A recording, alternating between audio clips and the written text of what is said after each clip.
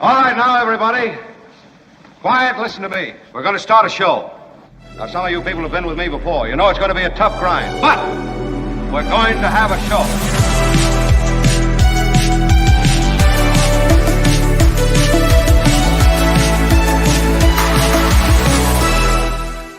And good morning, good afternoon, and good evening. We are on the air with Kim how are you? in her news department role with Tony off of the Thanks, Tony. many shows that he does across the radio networks. It's with sports teams of one sort or another. Today's show features many guests. It also features an apology from me early. Yeah, an apology and explanation. What? I know. I kind of like it when you grovel. I'm not groveling, Kim. Why not? I like Well, a little. do you know what it pertains to, Kim? No, you like to start I don't. trouble already? I'm Would you just like stirring to- the pot. That's all I I'm blame doing. you. All right. Well, Kim is, for those who are new, the news person from our show on KGO in San Francisco. That is a station that went away, and they're doing awfully since they went away. People ask me, how are they doing? They literally have like hashtags, meaning, fewer people are listening than can even be measured. But what we did was we brought Kim over here. And ever since she's come over here, she has got an attitude, man. Different attitude. Yeah. Maybe She's I'm the cranked one that up needs to the- apologize, right? Kim, how are you? Would you like to apologize for your attitude? I would. I kind of got off on the wrong foot this morning, and I would like to. I mean, the thought of you groveling is, I'm not going to lie, it is good, but I think there is I should have held that in. probably My words upset so many people. some latent hostility that I'm Yeah. realizing is not so latent, but we can discuss it in couples counseling maybe. Because my love for you, this is the way it is with many of my life partners. Yeah. My love is oddly reconstituted and blown back at me as static. That's all I'm saying. Would you like to apologize for what you've done? Oh, yeah. So I would like to apologize. I'm very excited about tonight's June Swoon, which starts at 6 o'clock Pacific time.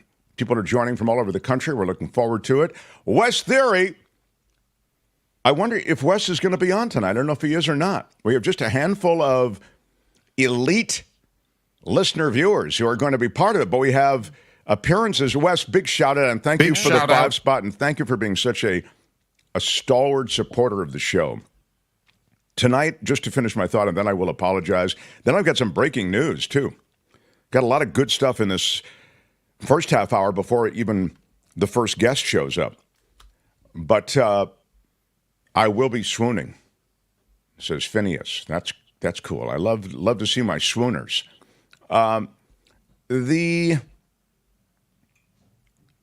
Vilma says, hello, just listening today, changing weed barriers, but swooning tonight.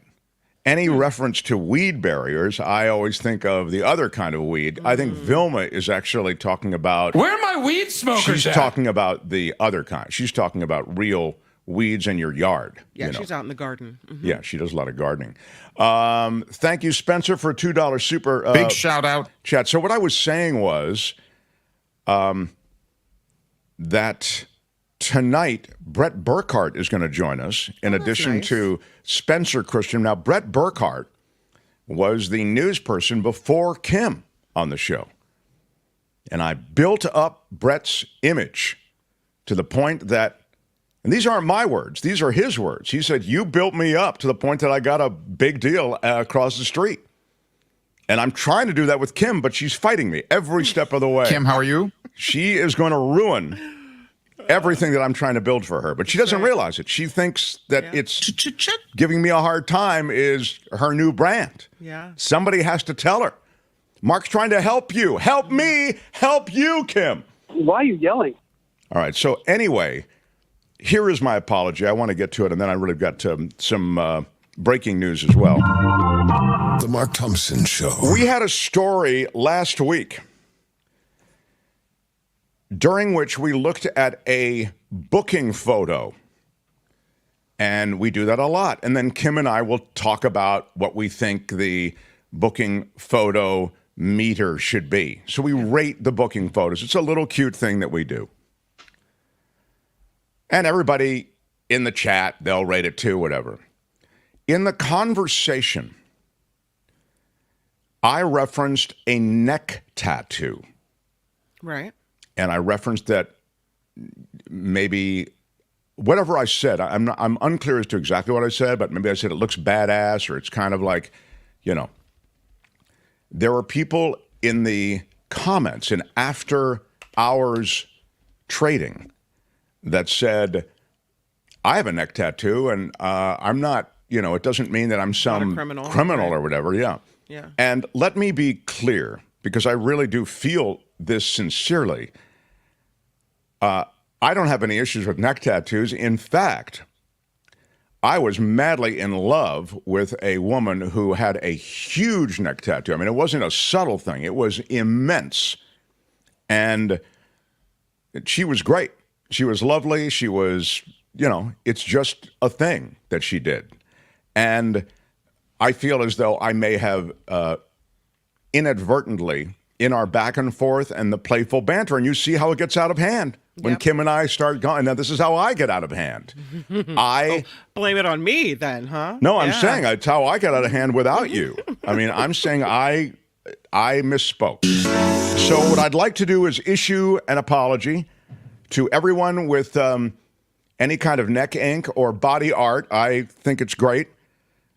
And I was just trying to, I think, enrich that evaluation of the booking photo. So I stand corrected. I stand corrected. Yes, and I apologize to... Do you think it's a full tubing? I think so. Yeah. I have no problem with it. It was wrong, it was stupid, and I'm trying to be a better person. There's your full tubing. I am very sorry, everyone, with neck ink. All right, let's... The Mark Thompson Show. Yes, I have poll news that is not at all favorable to the former president. Trump taking a hit after the guilty verdict. That said, I'm going to push it to a little bit later because we have breaking news involving the U.S. border. And for that breaking news, I turn to breaking news person Kim McAllister. Mm-hmm. This is an executive order that Joe Biden is expected to sign tomorrow, I believe. Isn't that right? That's right. And it's about shutting down the U.S.-Mexico border to asylum seekers that cross illegally when the number of them, the threshold for how many we let in, is reached. This is, they say, a controversial proposal that's going to get a lot of pushback from progressives and from folks that are advocating immigration. And so, it's a big step for him. The border problem, which essentially is unfettered passage of those wanting to get into this country, primarily through the southern border, it is a huge issue, and it's being made a campaign issue, of course, by the right. Biden is doing something controversial, as Kim says, in tempting criticism from the left, because he's doing something that is restrictive, right? He's restricting asylum. And asylum has been a huge cornerstone of American immigration since immigration began. These asylum seekers who come to the U.S., they may have to wait years for that asylum trial to actually happen, for essentially the processing of their asylum claim. But fleeing those areas and those situations that are making life dangerous in these various countries, from Central America to South America to across the world, to Asia, et cetera. So that's a cornerstone of immigration, and these asylees may wait a long time, but they are here legally, if you will, under asylum claims. That's going to change, though, beginning tomorrow. Yeah, the number will be set at 2,500.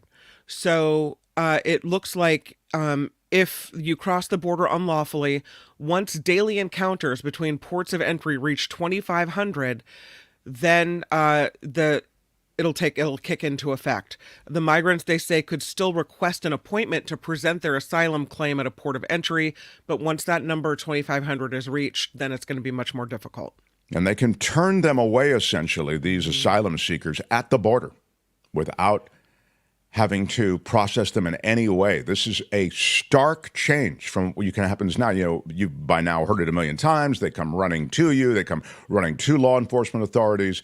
And many are running from legitimate situations where their life is in danger. Others just know that's what needs to be said so that they can get into this country legally. In any case, this is pretty big news. It'll be signed tomorrow, and expect it to go to court because there will be a lot of blowback. I mean, the legal challenges to this executive order will come right away. But it's true, but it will kick into effect right away as well.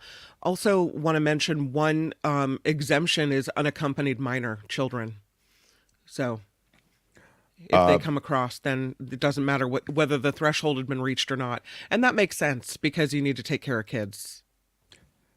The other thing that's happening is a pretty big, and it's also happening south of the border. The Mark Thompson Show. Mexico has elected a woman to run their country. That's right. Finally.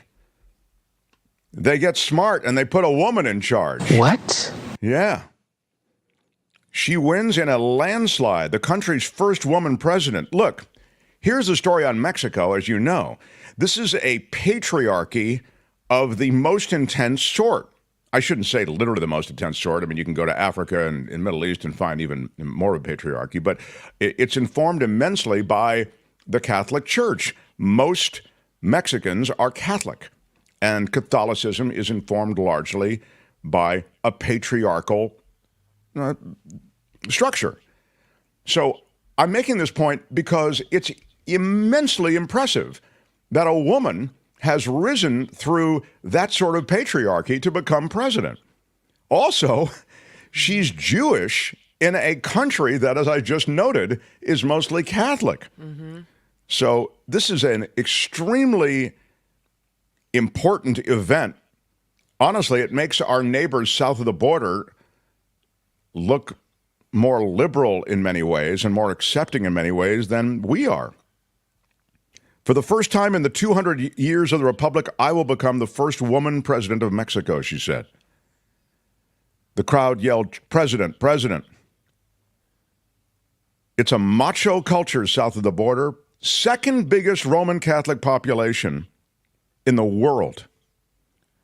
And they push for, the general push there is for more traditional values and more traditional roles for women. So Sheinbaum's rise is really impressive. Now, she has got a lot on her plate. I mean, you have cartels running amok. You have serious violence that is front page news day after day in Mexico. But I applaud their move to put a woman in charge. I'd love to see something like that happen here. You know, I think we're going the other way. She's a climate scientist. She's a high-end scientist. That's exactly right. Is it a climate scientist? I remember she's a climate scientist. She was Mexico City's former mayor. Yeah. So I mean, I guess you can say that's exciting to have a climate scientist in such a position of power. Look, I love anyone whose policies can be informed by fact. Is a refreshing change. But the fact that she is bringing that, and I think a lot of her experience as a woman probably to the role. Hey, change is hard, though, in a country that I've just mentioned is beset by all sorts of issues, but still, this is a great first step. So congratulations to them, our pals south of the border. The Mark Thompson Show. Meantime, it's not all women, though. That, you know, I celebrate the gains of women. As I say, I'm excited that Ms. Scheinbaum has ascended to the presidency south of the border in Mexico. Kim has just detailed some of her resume. But sadly, I want to embrace all women. I cannot. Uh-oh. Lauren Boebert. I'm reminded of Lauren Boebert, the smack-talking, theater vaping, photograph taking during the musical performance of Beetlejuice. House Republican is running for a seat in the House, but it's interesting, she couldn't win again in her district. So she strategically moved to a different district, moved her candidacy to a different district, and that's the one she has entered the race in and for. And if that wasn't too awkward a setup, I'm just putting the point on it, which is that she's running now for her political life, and so she's having to, in addition to smack talking and just, doing all that stuff that she did in the House, for example, she entered into the House a bill to make the AK-47 the official gun of the United States. Oh, my God. I mean, it didn't pass, but the assault rifle worship is starting and being fed by Lauren Boebert. Put it all to the side. That's just who she is. She was in a debate, and her groping that was going on during the theater production, she was ultimately removed from the theater production, as you remember. In fact, during her removal, she said, I'm not going anywhere. You can't remove me. I'm on the board of this theater, which, by the way, was a lie. But the whole back and forth, of course, made news and was captured on security cameras. She addressed some of that as she was asked about it in the debate. Go ahead, Tony. Do you want to talk about the theater thing? Sure. So, Kyle, I certainly have owned up to my night out in Denver. I've gone on that public apology tour, and I'm grateful for the mercy and grace that has been shown. But I'm not going to continue to live life in shame and be beat up by this. And, I would like to go back to my legislative record for just a second. We're not going to do that. You had plenty of time to answer the question. You chose not to. Sure. That's fine. I just want to make sure. I'll have more time. And you have apologized for the theater incident. I certainly have. And I just want to make sure. Did you apologize for the behavior that went on with you and your date and the vaping? Kyle, Or did you apologize for lying to voters about what you did that night and the disrespect that you showed to service workers that night? What specifically were you apologizing for? I don't believe there was disrespect. There were things that were absolutely taken out of context. There's video of your interactions with service workers. I'm asking, right, are you apologizing for the lying to voters? It's been reported that I flipped someone off, and I did not. So, I mean, I think it's been very mischaracterized.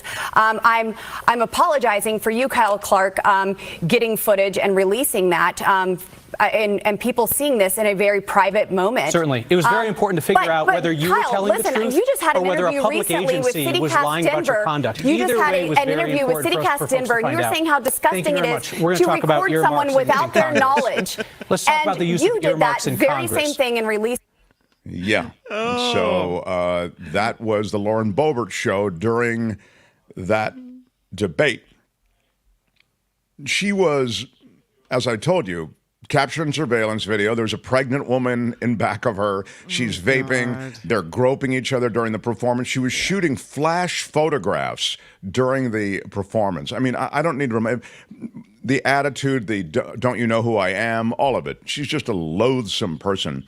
And as I mentioned, from a policy standpoint, she doesn't do anything but does that, we should make an assault rifle the official gun of the United States of America. It's a good riddance, I say to her. The Mark Thompson Show. But look, it's not all bad news, everyone. It's exciting to me when a couple of kids can begin a new life together, and that happened over the weekend. Rupert Murdoch has married 67-year-old Elena Zukov, his fifth wife. He is 93 years old. What? She is a retired molecular biologist. That was right. When Kim was talking with them, I was getting my molecular biologist and climate scientist confused. Wasn't he just engaged to some other lady like a few months ago? That some other lady, Kim, I believe, was the former wife of Mick Jagger, wasn't it? Wasn't he? Wasn't that his last paramour? No, that's who he was married last to. Oh. Jerry Hall. No, he was engaged to somebody else, and then that one fell through. Google it. Just right about the time they were supposed to get married, and then he turns around. I guess at 93, you don't have a lot of time left. You're falling in and out of love really fast. Well, I can see why you weren't invited for a toast. No, it was not. That's an awkward kind of thing to say. Weren't you just engaged to somebody else? I guess at your age, you've got to get this stuff moving because you never know. I mean, just saying. I wonder. Look at those kids. Why does he feel like he has to be married? That's so weird. Well, you know what, Kim? I love to hear you say that. He's 93 years old. I love to hear you say that. I don't know what he's got going on, but Lord. Well, would you rather they just live together and never really seal the deal? He wants to make a legitimate woman out of her. There they are. He looks happy. Yeah. And she looks happy. He's 93. I think it looks great. You look, at 93, if you're a billionaire, you should look good. I wonder what the prenup looks like. Again, I just see why you're not invited to these weddings. It's all about the money, really, isn't it? They got married at a place called Moraga. It is not the Moraga probably that you're thinking of, which is a community in California, but his estate and vineyard called Moraga. And here we're showing you some pictures right now of those crazy kids as they walk down the aisle, and at 93, he's delighted. She was married before, I believe. Again, you can go back and read up on Zakova. And his first marriage was Patricia Booker. And they divorced after 11 years of marriage in 1967. They share a daughter, Prudence. Within the same year of divorcing Booker, Murdoch married his second wife, Scottish journalist Anna Marie Torf. 3 children with her, Elizabeth, Lachlan, and James. They divorced in 1999 after 32 years of marriage. Months later, Murdoch married Wendy Dang. He shares 2 daughters with her, Grace and Chloe. They divorced in 2013. Then he married supermodel Jerry Hall. They divorced in the summer of 2022. And then to Kim's point, Murdoch had a short-lived engagement with retired dental hygienist Anne Leslie Smith. It just happened. Kim is right. In 2023 in the spring. It ended after just 2 weeks.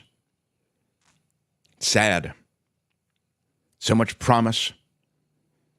And he couldn't wait to get out of that dental chair and move on to Zakova, who is a distinguished molecular biologist, primarily studies diabetes. Tony has beautifully put up all of the prior Murdoch partners. Beautifully done, Tony. And toward the end of the Soviet Union, his latest wife, Zakova, came to the United States from Moscow. Along her ex-husband came with her, Alexander Zhukov. He eventually became a billionaire energy investor. So she does have a type. He was an oligarch. Yes, that is a great job if you can get it. Yeah, oligarch is the job to have. Oh, Gary, $50 for our 50-year wedding anniversary from Sandy and Gary. That's so wonderful. Wow. Yay. I'm not going to cry. But I'm not gonna cry. I'm not gonna cry. I am pretty excited for you 2 kids. Big shout out, Big Gary shout D. out. Gary D. Sandy and Gary D. 50 years Happy together. anniversary. 50 years. That's Yeah. amazing. That really is special. How many years have you been married? Like 20-something, 22. That's great. I think that's pretty 20-ish. impressive. Yeah, I think it's worth to 22 now. Yeah. Pretty impressive. Well, very excited for Rupert and Elena. And this is the one, baby. Take this one to the finish line, Rupe. He's 93. She's 67. I feel good about it. Look at those beautiful pictures of his vineyard. Wow. Wow. So many places to go in the Murdoch universe, the various properties to go, get your head together, meditate. If you guys are having a fight, you can go somewhere. Like when Courtney and I, there's some kind of, something I've done that rankles her or whatever, what do? You have to move somewhere else inside the 900 square feet available or something. It's just, I'm just saying, I think Roop's got but clearly not. I mean, he's been at it. This is his fifth one. So it's not just real estate. Anyway, best wishes to both of them. And Gary, was it Gary and Sandy? Yeah, Gary and Sandy. Gary and Sandy, I wish you the very best. 50 Big years. shout out. 50 Yeah. years and $50 for their 50-year wedding anniversary. That is really, really cool. Thank you so much. Thank you so much. Gail Guthrie on the issue of tattoos. $10 super Big sticker. shout and out. she has super chat. I hate any tattoos north of the chest. I'm going to miss the June swoon. It sounds like fun. It will be fun, Gail. You are Hall of Fame. You'll catch the next one. And, I don't know. I didn't really mean to. We love all the tats, regardless of where they are. It is June 3rd. Sal and Cal, thank you for a 3-spot. Big shout out. Appreciate that, my friend. We are a crowdfunded show, which is why we give people who send us funds a little bit of a shout out because we need it. There's a $5 super sticker from Jim Slayton. Big shout out. Longtime viewer and supporter, Spencer Jaffe with the 2 Big spot. shout out. Thank you, sir. As we round third and head home, Kim will do a turbo newscast, and then it is True Crime Corner. Smash the like button like a boss if you're new here. Smash it with your iron rod. Give us a thumbs up. It doesn't cost you anything. Please subscribe, share our show, and hit the notification bell because the notification bell will become more important in the months ahead. We'll be dropping some additional videos in addition to what you see from this live show, which is then, of course, available for you to stream anytime. But there'll be some separate vids.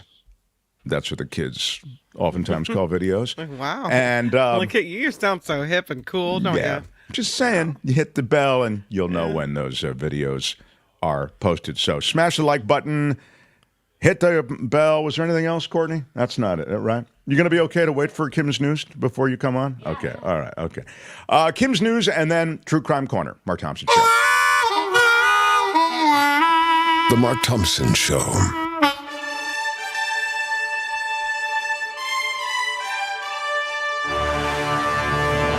On the Mark Thompson Show, I'm Kim McAllister, and this report is sponsored by Tenuta Vineyards. Today is the day. It is the jury selection getting underway in Delaware for Hunter Biden's firearms trial. The president's son accused of illegally buying and possessing a gun while being addicted to drugs in 2018. I thought that's always the way you possess a gun. I mean, in this country, there's a way you can actually not possess a gun. It's crazy. History that the child of a sitting president has gone on trial.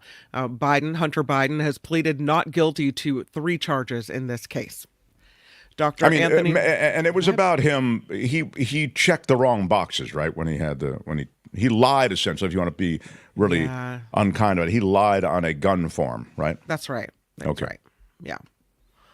Dr. Anthony Fauci defending his response to the pandemic. He testified on Capitol Hill today. The former National Institute of Allergy and Infectious Disease director dismissed Republican accusations that he tried to cover up the possibility that the virus leaked from a lab in Wuhan, China. Fauci also said accusations that he used his personal email to conduct official business to evade public records requests are false. Oh, there you go. That's not fake. That's real. There are crews making headway on this biggest wildfire of the season so far in California. It's a pretty big one over the weekend. They've got it half contained in San Joaquin County, east of San Francisco. The flames sparked on Saturday right near a test site for the Lawrence Livermore National Laboratory and spread to 14,000 acres outside of Tracy. It triggered evacuation orders. Those were downgraded to warnings last night. A PG&E has found at least 6 electrical poles damaged so far, which is pretty much a miracle. You can see a lot of the power lines look like they're still standing here in this video that was posted on X. But yeah, 14,000 acres. And again, it looks like they've got control of it at this point. But quite a wide swath burned near the Lawrence Livermore National Lab area out in the Livermore Tracy zone. Look at that. Yeah, that's scary. That's scary. That really is scary. Really scary. Crazy. That's a very large area. Thanks, Tony, for that video. There are police in Ohio looking for suspects in a drive-by shooting, which left one person dead and dozens of others injured. The gunfire broke out early Sunday morning at a large gathering in Akron, Ohio, killing a 27-year-old and injuring 24 other people. Police say the evidence suggests a vehicle with an unknown number of passengers pulled up to the gathering and someone inside or multiple people opened fire. Again, 24 people hit. In Hawaii, Kilauea, the volcano erupting. The famed volcano had been experiencing a recent uptick in seismic activity before the eruption began early this morning. Officials are warning residents on Hawaii's Big Island the eruption could spew high levels of hazardous gas into the air in the surrounding areas. So if you're allergic to fog, keep the windows closed and try to stay inside. California's first heat wave of the year hits us tomorrow. The temperature's on track to soar 10 to 15 degrees above normal through Thursday. The National Weather Service has issued a 3-day warning for the entire Central Valley, which could reach a high of 108. Heat advisories also in place for the Bay Area. Forecasters predict it's going to be about 100 degrees. So Spencer Christian is joining the meetup tonight, the June Swoon meetup. We'll have to ask him about that. Girl, baby girl, don't even play. Oh, girl, baby girl, don't even play. A shark attack keeping some Southern California beaches shut down today. Swimming and surfing not allowed within a mile each way of where this happened in San Diego County's Del Mar. A 46-year-old man was with dozens of others yesterday for their usual training when a shark bit him several times about 100 yards offshore. Officials say while the injuries are significant, he is expected to pull through. The beaches will be reopened tomorrow morning. I don't know if I want to get in. Because, maybe they're lingering out there. Yeah, it's their pool, right? That's right. Yeah, we're just visiting. A risk of a heart attack is, in certain people, apparently goes up during presidential elections. I guess it's very stressful. A new study out of the American College of Cardiology's annual scientific session shows those with certain genetic traits, like anxiety or depression, have a significantly higher heart attack risk during what are perceived as stressful events like presidential elections. Researchers found those with high stress sensitivity are 34% more likely to have a heart attack at those times. Whew. I know, this is news that you couldn't have done without. But I'm here to give it to you. I'm here to make sure that you know the cola wars are taking an unexpected turn. Wow. Dr. Pepper is now tied with Pepsi as the second most popular soda in the United States. Dr. Pepper? Yeah. Are you kidding me? I kid you not. So if you're at a cocktail party... No, not Dr. No, not Dr. Schaffhausen. The Wall Street Journal reports the traditional versions of the carbonated beverages are neck and neck in second place, a spot Pepsi has consistently held for the last 4 decades. That according to sales volume data from Beverage Digest. Do you subscribe? The recent success of Dr. Pepper, which isn't even a cola really, is attributed to heavy marketing, new flavors, and TikTok videos. Coke still by far the winner, raking in more than twice the revenue. Tony, can we rally a quick poll? I'm curious. Okay. Maybe even... You'll have to tell me whether you should do it live or should put up in the community and we can do it afterward. And then anybody watching this anytime can weigh in. But we could do both. But I'm curious. what do people drink in our audience? How many? Help me. Coachella Valley coffee, clearly. Well, no, but I'm curious. I'm curious. Like, how many in the audience do you drink Dr. Pepper? Would be what I would ask. Do you drink Dr. Pepper or another? I mean, Pepsi is trash, but. Well, you see, everybody feels very strongly about it. No one chooses to drink Pepsi. It's just the one that's there. What do you only drink? What do you drink? I don't drink any of them, but I do. It seems odd though that Dr. Pepper is taking so much market share. Yeah, because Pepsi seems is like everywhere, but Pepsi tries too hard. Anyway, Tony, is there any kind of poll I can do? I'm just curious, like who in our audience? I'll set one up right now. Yeah. I don't think there's a lot of Dr. Pepper drinkers in the audience. I don't think so either. That's my point. This might be sometimes Diet Dr. Pepper, says Heather, if it's never Pepsi. No on Dr. Pepper, says Shadow Producer Calvin Wong. It might be a Midwest or a Southern thing. Could be. Yeah. Iced Tea says, I like Dr. Pepper, says Karen Combs. What are the choices should be Coke, Pepsi, Dr. Pepper, or none of the above? I don't know. Tony will do it right. Okay. But I mean, maybe it should be that, but I'm not going to get, I don't want to make it too complicated. Beer rules them all, I know what I'm Brian. drinking. I know exactly what I'm drinking and when I'm drinking it. And it is Mark Thompson's Why Are You Yelling Red, baby? Oh, yeah, Bring baby. it to That's me. just magical. I don't blame you. This report sponsored by Tenuta Vineyards in Livermore. Oh, thank you so much. I love it. It's so good, this wine, I'm telling you. You're not playing, right? You're serious. Not. Why are you yelling? Because Courtney can attest to the fact that I'll throw back the... Yeah. I mean... But I don't, It's almost a don't daily even play, thing. girl, is what I'm saying. Girl, when you say baby you like... Girl, baby girl. Don't even play. Yeah. Where did we bring a bottle as a gift? I just brought a bottle to a dinner party we were invited to. And what did he say when I gave him it? Were you there? Yeah, he said great something about the label. No, he said, I've already got one. Oh. I said, well, now you've got two. How dare you? I mean, is there ever enough Well, what I would Mark say Thompson, to him, I didn't say this to him, but how dare he not have consumed the first one? Oh, I got it. I already have one. You know what, Mark? Maybe you know those things that you put away and you don't want to use or consume them because you're saving them for something very special. That's it. Sure. Okay. Yeah. I do want to mention they have amazing events at Tenuta Vineyards, and they're having a Father's Day event this year, June 16th at Tenuta, and you can order a custom label with pictures of you and your dad, or just your dad, or whatever it is. They've got catered food available, and you can contact Rich at Tenuta to receive the menu and also get 10% off of that event, of any wine you order. If you order a full case, it's a 20% discount. You do have to use the phrase that pays. You see it on the screen here. It is smash it with your iron rod. The phrase that pays, Smash everybody. it with your iron rod. We'll have the next hour again. The phrase that pays. Smash it with your iron rod. You can email Rich at Tenuta Vineyard, TENUTA, or you can call Rich at 925-699-4576.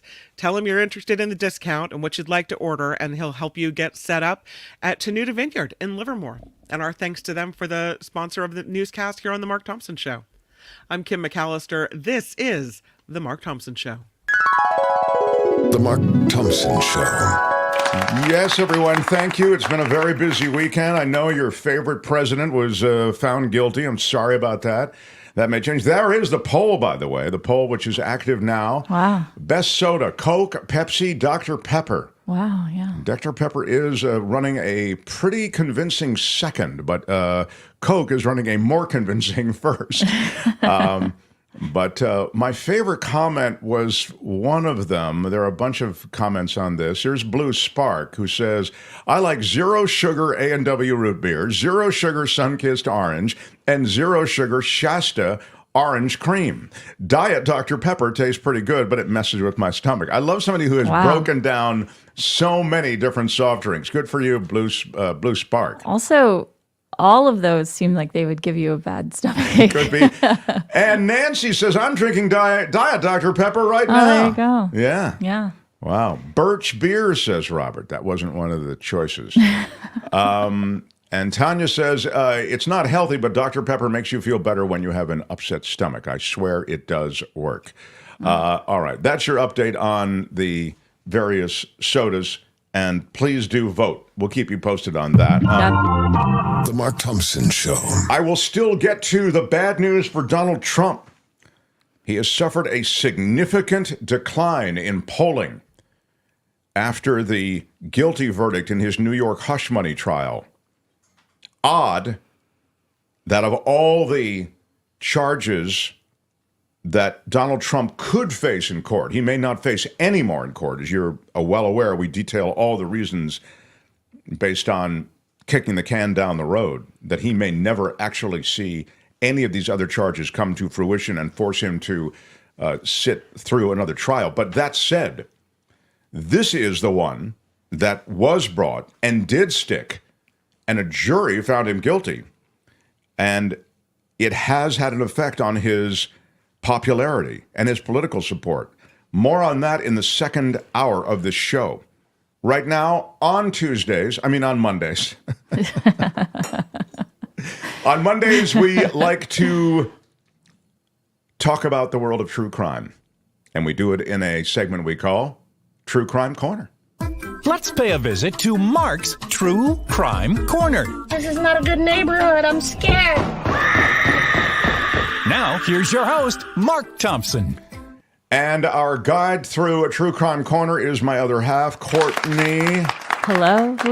Courtney, who you have a guest with you today. I have a guest, and I'm very excited about this guest. And she has better lighting than anybody on our show. It's true. It's crazy. It's Look at true. that. Good for you. Better lighting and sound. Sheila, how about a welcome for Sheila? Sheila is amazing. Yeah, Sheila's a huge fan of the show. Well, and that, I'm a of course, is something we have.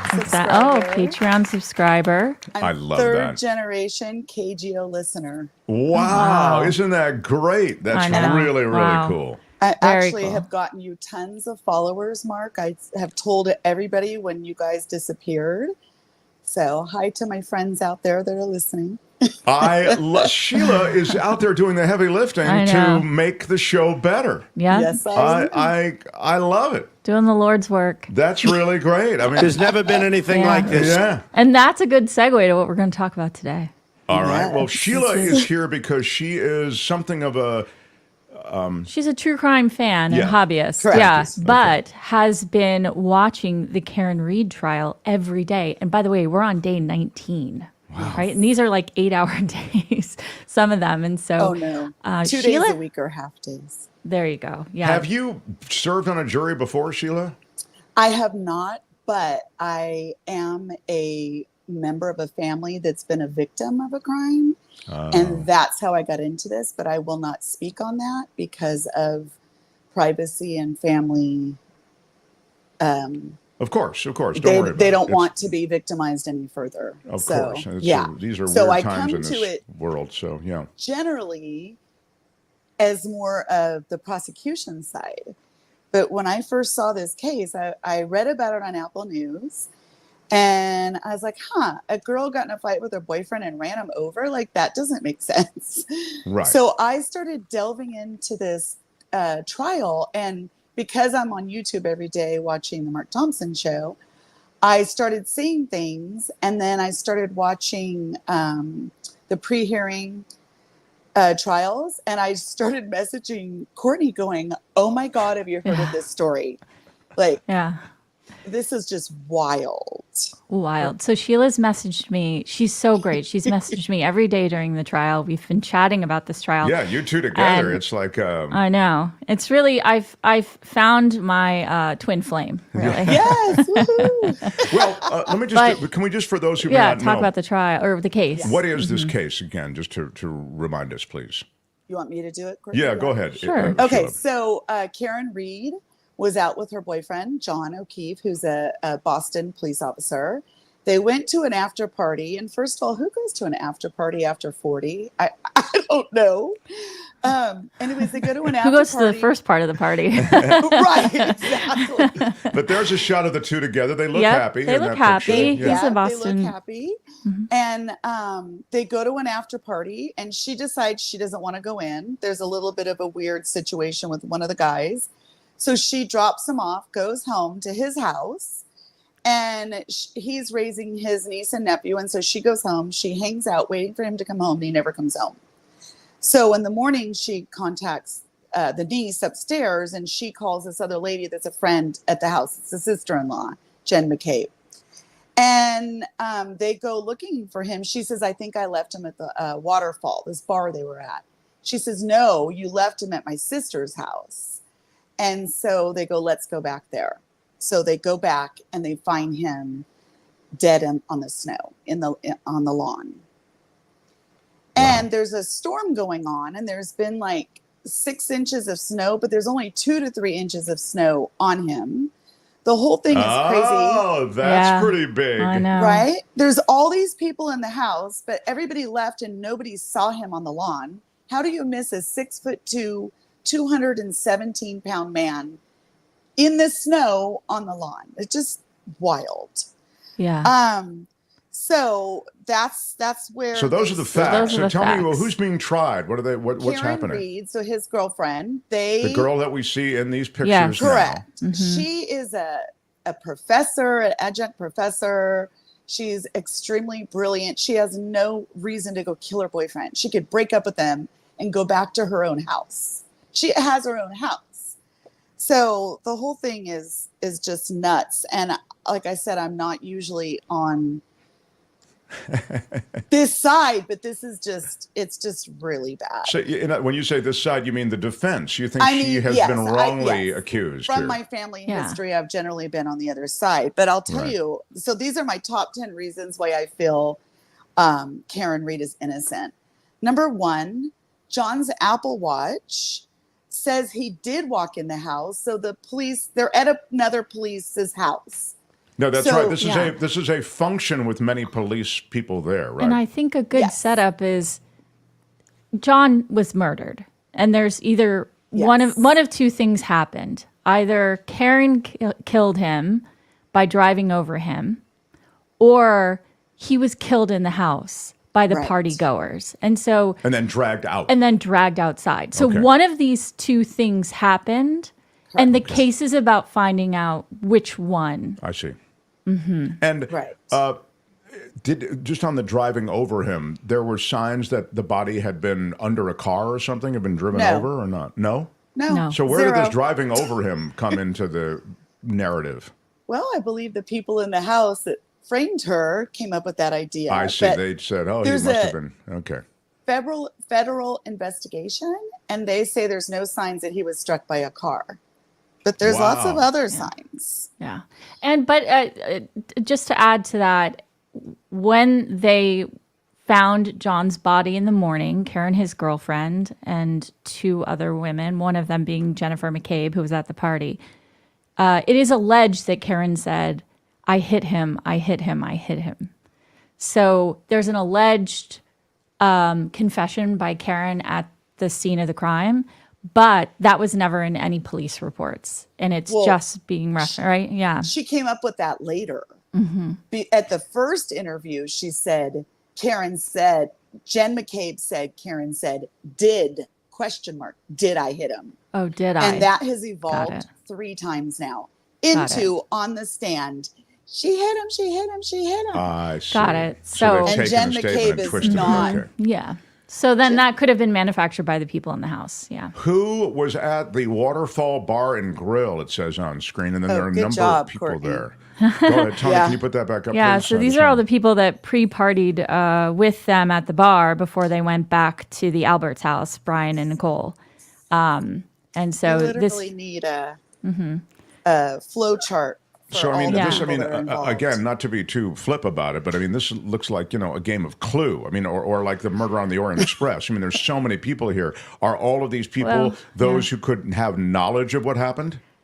I mean, well, Or were they just at the bar where they were partying? they were at the bar partying, but a lot of people went back to the house. But Okay. you've got a family tree that also works as a network of involvement within this case. And that includes a lot of people that are part of the Boston police. And so suddenly a case that involved the police has these tentacles that go out to people who are helping investigate it, federal officers. Like it just, So there's a speak lot to me of, about the investigation. What did the investigation show, and was it done shoddily, or did it appear to be filled with cover-up? Understatement of the year. It was so shoddily done. They didn't even search the house. The guy is missing a shoe. He's dead on the front lawn, and they don't go ask if they can search the house because they're all friends. Yeah. The lead investigator is a cop. The guy inside the house is a cop. His sister-in-law is Jen McCabe. She's the one that Googles house long to die in the cold at 2:27. I mean, I'm getting off of my track. No, but this is why the carpet was removed from the house. The house was sold after the crime happened For under market $50,000 value. less? Yes. The house had been in the family, Brian Albert's family, for 50 years. And they sold it after How this quickly happened. can they roll up the carpet and then sell the house? Did they do that in weeks? Was that roughly the timetable? I mean, it seems to me I that think that's it was really, like a 6-month period. They so they took out- slow walked this investigation. They didn't do the basic stuff. These are the Boston police officers. Yeah. Wow. No, Canton. Canton. The Okay, city of sorry. Canton. Sorry, yeah. And So and that makes it a also- small town. Everybody knows Yeah, everybody on the sorry. force. I Mhm. see. Okay. Exactly. That's the big problem right there. So John was also missing 3 pints of blood. And so that's why the rug being pulled up, as Courtney was referencing, is super important. The people in the house state that John never came in the house. But John's Apple Watch says he walked in the house and he went up and down 3 flights of stairs. There's no stairs on the main floor. So if you go downstairs, upstairs, downstairs, how do you get out? Or upstairs, downstairs, upstairs. You either jump out the window or you're carried out the back door. I mean, right there, right? Wow, that's damning. The watch only shows him going in, and there's That's no really yeah, 3 exactly. flights of stairs. Yeah. I just got goosebumps. Like, it's so crazy. And his They never injuries. searched the house. Yeah, they never searched the house. Leave that up there if you would, Tony, because there's a lot of information on there, if you would. Upon arrival, John took estimated 80 steps in those first 3 minutes. Yeah. And his injuries are similar to a dog attack, and there was a dog inside of the house. So they had a German Shepherd named Chloe. The family did. And a fist fight. And a fist fight. So Wow. that really also speaks to something happening inside of the house. And to the point that you were making earlier, Mark, about the sort of shoddy investigation, when the police were collecting the evidence outside of the home, Sheila can speak to this, but they were using red Solo cups as the containers Like- by which they were collecting the evidence. Keg drinking Are Yeah. you kidding red me? So Solo they cups. put the No joke. evidence collected at the crime scene in red Solo cups. One of the That police they officers. borrowed from Yeah, the they live neighbor. nearby. And he got this red Solo cups. And they also used a leaf blower to try to, quote, blow away the snow so they could find more evidence. But of course, that's blowing away evidence. Oh my God! Yeah. It's remarkable. I also heard, Sheila, he was found face down and they had to roll him over, but that was only found out through the 911 call by Jennifer McCabe. And so there was some talk about how if you were to leave a body in the slow, like maybe you would leave the body on their back and not face down. I'm not sure. And I don't know how much that creates issue in what this I investigation. don't have any knowledge of that. I think I've heard it one time really quick somewhere, and it might have been you on here. I'm not really sure, but they're just getting to the medical testimony now. It would make no sense if she hit him that he fell on his face. I mean, yeah. So, Of the people that we're seeing, of course, put it back up there if you would, please, Tony. Of the people that we're seeing, Karen Reed, who's in the lower left, she is the one who's on trial for murder. She seems to be oddly disconnected from all of this. I understand that her boyfriend is the guy who got killed, but of all of the people, she dropped him off. And then we know that his Apple Watch actually recorded him entering the house, et cetera. So he was very much alive. It's an odd and seems to me sort of a tenuous connection that they make between his death and her. Where does that come in? It literally comes in like the one lady Googled how long to die in the cold at 2:27. But who was that of the people we're seeing? Jen McCabe. Jen McCabe, So okay. Jen McCabe is the sister-in-law. Her sister lives in that house with Brian Albert. I'll tell you this other crazy fact. I mean, like I was screaming to Courtney in Twitter DM about the red Solo cups and the leaf blower. But Jen McCabe Googles how long to die in the cold at 2:27. Now they all say that, oh no, that was at 6:20 when she told me to do it. But the crazy thing is, Jen McCabe picks her up and drives her over to her sister's house. She doesn't really know these people. She knows Jen McCabe. And through Karen. John's niece. Yes, Karen, sorry. So they drive up. She sees the body. Well, Karen was calling John's phone, as any girlfriend does when their boyfriend doesn't come home. And Karen drops her phone and runs out and jumps on top of John to warm him and try to save his life. Well, Jen calls in the house and tells them, and this is being recorded by John's cell phone, his voicemail, that Karen dropped her phone. Well, they played that last week, and you can hear her saying, "We're not coming out." Okay, and two things really quick about that. I had a car crash on my lawn when I was like 10 years old.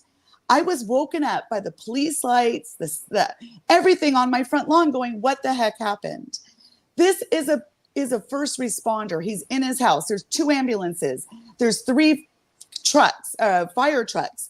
There's police. He never comes out. My brother was a paramedic. I told my brother, even if my ex-boyfriend that he hates was almost dead on my lawn, I would be banging on his door to come save his life. Not call 911. It doesn't really make sense. So we've got to wrap up, but I'm just curious so where are we? You're saying the medical information is going to be brought into the... Today is the first day that there's been a medical person on the stand, and she found no blood on the undercarriage of the car. Also, the tail light, they put those red Solo cups in a bag inside the Sally port at the police station, opened and not protected forever. The scene was never held tight for 8 hours. The defense brought that out today. And then all of a sudden, miraculously, after there's been 18 inches of snow, they find 35 pieces of the taillight in the snow after there had been a leaf blower used and all that. So we're day 19, and we've got a long ways to go. All these forensics. Yeah, it's interesting.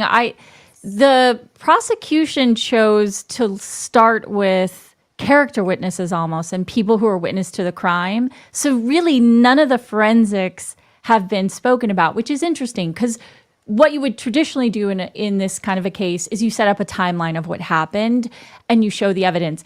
To this date, and this is day 19, the jury still doesn't know what John died of.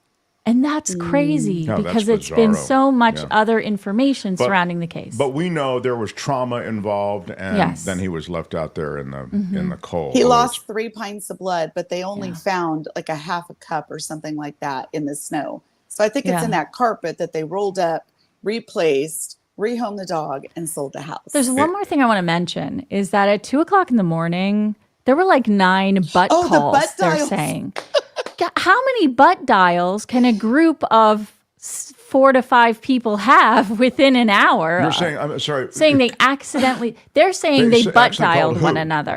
Each of the networks. The guy who owned the home, the ATF officer who's alleged to have beaten up John, Jen McCabe, who we were talking about. There's a prosecutor who actually... Who searched how long to die in the cold. All of them, quote, had butt dials, 9 of them within like an hour. They're bringing this case. It's crazy. It's really crazy. Also, one more super important thing.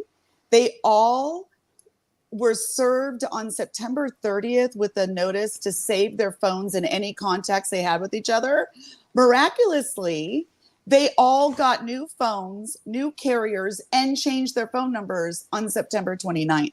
So it almost sounds like maybe they would have got a heads up from one of their police buddies that was going to happen. Oh, crazy, right? I know. It's just it really crazy. is. This really is. I mean, it seems so clear when you guys lay it out this way. It's remarkable. I wonder if it'll be clear to a jury. But also, I wonder, even if it's clear to a jury, if they won't, reopen this investigation. Certainly, there should be some kind of internal affairs investigation. There is. One is open. There is. There is, and they can't mention it in the trial. The lead guy, Proctor, and now. Oh no, we lost Sheila. We lost Sheila for a second. One of my fans from the show, Kristen. We're not hung up yet. She's listening. That's funny. But yeah, there's an internal investigation that's been opened guys, up. I'd love to. I know it's a case with a bunch of details, and the details are important. I'm just out of time right now, but I'd love for you to come visit again. There is the tangle of the web, the key players in the Karen Read trial, and how they're connected. If those of you who are listening want to go back and follow this conversation with some visual supports, we have them up for you. Sheila, how cool to meet you this way. Thank you so much. I appreciate you guys. I would imagine Courtney will love the fact that now you're in touch, maybe you'll be along for an assist on this case. Very high profile case. And I'd love to have you back. Thank you so much. I would totally love to come back. Thank you, guys. Sheila, everybody. And that is True Crime Corner for today. True Crime Corner, only on the Mark Thompson Show. I should mention Courtney will join tonight's June Swoon. I will be there. On camera. On camera. Yeah. So if you really want to see, I know. Courtney. It's probably going to be underwhelming, but well, congratulations. We'll be on camera. Yeah.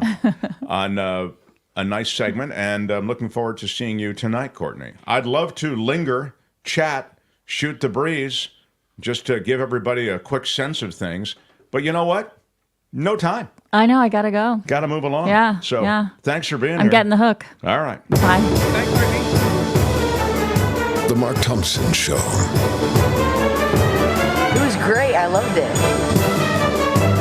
How would you handle this? We could try ignoring it, sir. Morning. You cannot say you love your country.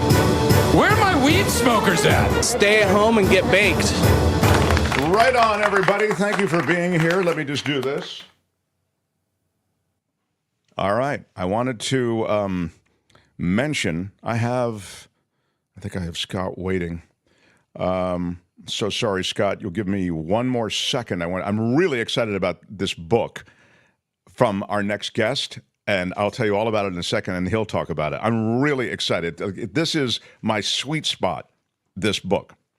But before I get to the book, I wanted just to quickly mention the big news from the weekend, and I promised it to you, and I want to give it to you now. The Mark Thompson Show. Donald Trump suffering a significant decline in the polls. This is just 48 hours after getting a guilty verdict in the New York hush money trial. The historic guilty verdict is important for all the ways that have been reported. I mean, never before has it happened. It's, the situation has been characterized in all the different ways. And there's never been anything like this. The one thing that is talked about, and Democrats really hit it, if you watch the Sunday shows, is, he's a convicted felon. He's a convicted felon. It gets a little bit obnoxious after a while. But it is true that he was convicted of this thing that, of all of the things that Donald Trump should be facing, is probably the smallest. I mean, when you stack it up against J6, you stack it up against the jacking of literally national security documents to Mar-a-Lago. It really pales in comparison, but that's not the point. It's the one that made it to the finish line first, and this is more about how it landed with the electorate. Trump suffered a stunning series of setbacks in 3 separate polls. According to Newsweek, a YouGov poll showed a massive decline in his approval ratings. 50% of the U.S. adults surveyed said he was guilty. 30% said he wasn't. Another 19% said they were unsure, with the poll posing a margin of error of plus or minus 2.3%. When analyzed further into party factions, 15% of Republicans think he is guilty, while 64% do not. 48% of independents believe he is guilty. That's important. 48% of independents. 25% do not. 86% of Democrats believe he is guilty. 5% do not. A total of 831 Republicans, 1,114 independents, and 1,113 Democrats were surveyed. That's not nobody, meaning that's thousands of people. And there was a morning consult poll carried out on Friday suggesting a shift, and this is a significant shift in public opinion. 54% of registered voters approve of the jury's verdict. 39 disapprove, 39%. If you go along party lines, 18% of Republicans approve of the verdict. 74% disapprove. 52% of independents approve, while 33% disapprove, and 88% of Democrats approve. A total of 2,220 voters were tapped for this poll. Margin of error plus or minus 2. 51% of them said that he should end his presidential campaign. 51% of the 2,220 people polled said that the presumptive Republican Party candidate should end his presidential campaign now that the guilty verdict has come down. 43% said he should not. The numbers go beyond that, but it's big. It's big because in poll after poll now, you're seeing support for the former president softening, weakening. And there's a lot that can happen between now and November, not the least of which is a debate planned for this month.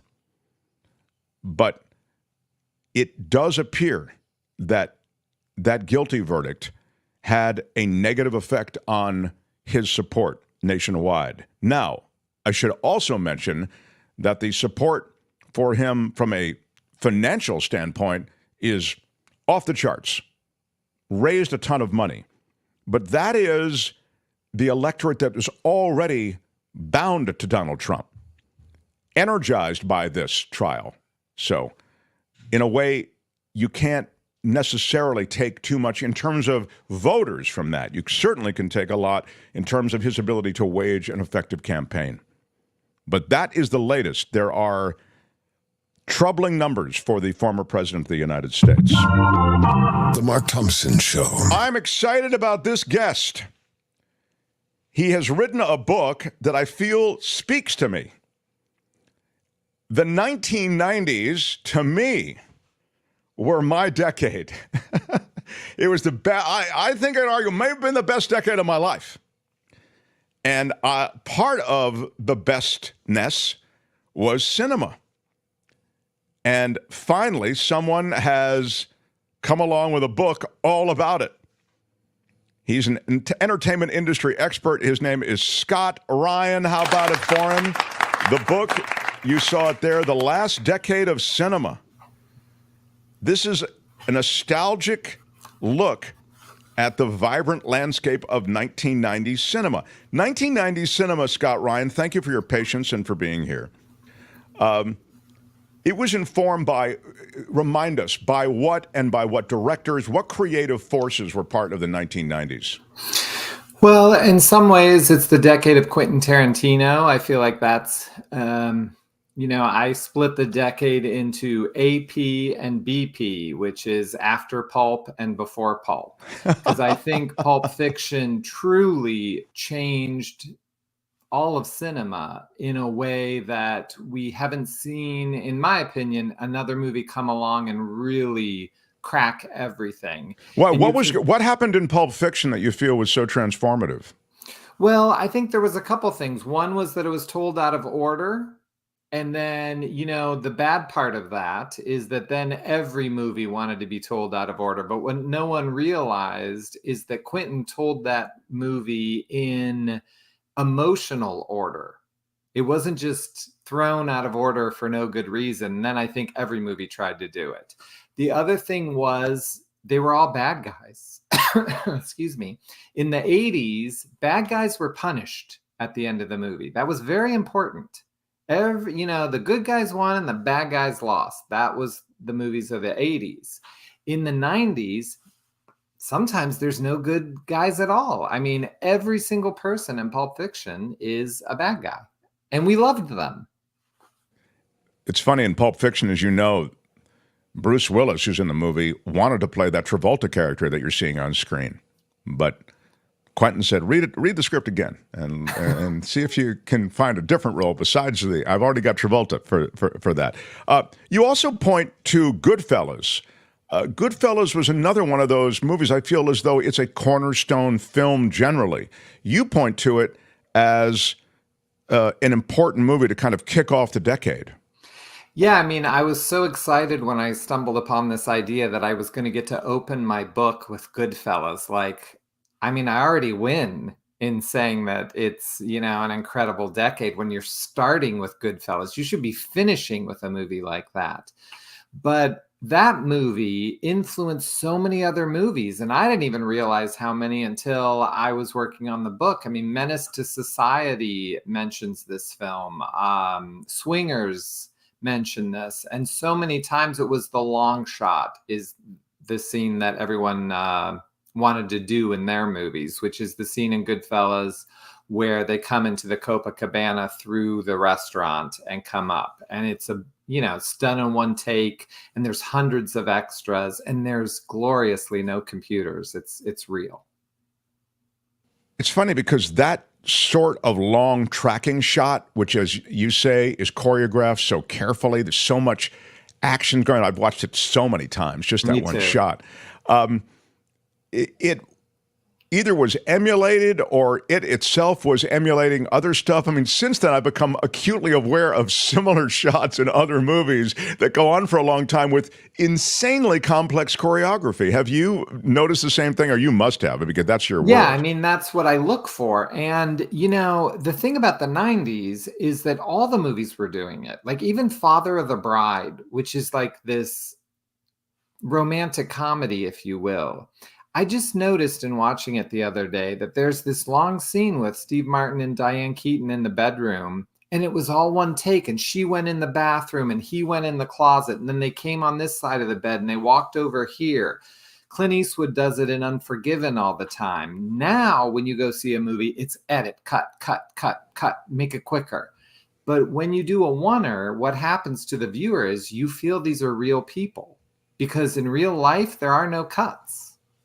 Oh, that's a great take. It's funny, you share something with Quentin Tarantino, don't you? I certainly do. Tell everybody what you share with Quentin Tarantino. We both got our education at a video store. I was a video store clerk. I think actually the same years he was. Obviously, our paths went a little bit different. He might have been a little more successful than I was after the video store. I don't know. Success is, one of those things you don't know how you can define it. I was working at a video store from 90 to 93, and I watched every movie. And that kept going through the 90s for me. By the end of the 90s, I started the 90s, I was in college. I ended the 90s, I had 2 kids, owned a house. So, I definitely changed. But in that stretch of the 90s, I watched just about every movie. And we didn't even have a computer. I mean, Quentin's store was a little bit better. We did everything by hand at Video Time in Little Massillon, Ohio. You also talk about one of the things I really love is it's a reminder of all the kind of movies like, oh, yeah, right, of course. It's no wonder to think that these were all grouped together. A Pretty Woman, The Prince of Tides, The Shawshank Redemption. Speak to it, because that's a diverse group of movies right there, even just that handful. Exactly. And that was my goal. I watched 160 movies, but I didn't pick my favorite movies. What I tried to do was pick a plethora of movies to show you that we had choices, we had variety. And, you single out Prince of Tides and Shawshank Redemption. On first blush, they're dramas. They're very dramatic films, but they also both have really funny scenes in them. You are going to laugh out loud and you're going to cry. That's something I miss from movies now. Now, if a movie's a drama, every single character in it is miserable. Nobody laughs and the whole thing is sad. That's not how life is. And in 90s, it was all about reflecting humanity. So interesting that there's a lot here. How much of the book is film commentary, and how much of it is the film commentary / like fitting it into the decade of the 90s? I mean, it's almost all film commentary. I really tried not to look at it as something of the past, because I think art lives. And I really talked about how you can see things even in today's society and how it foreshadowed where we were coming. A movie like Falling Down with Michael Douglas, if you watch that movie today, you will see that is the MAGA movement.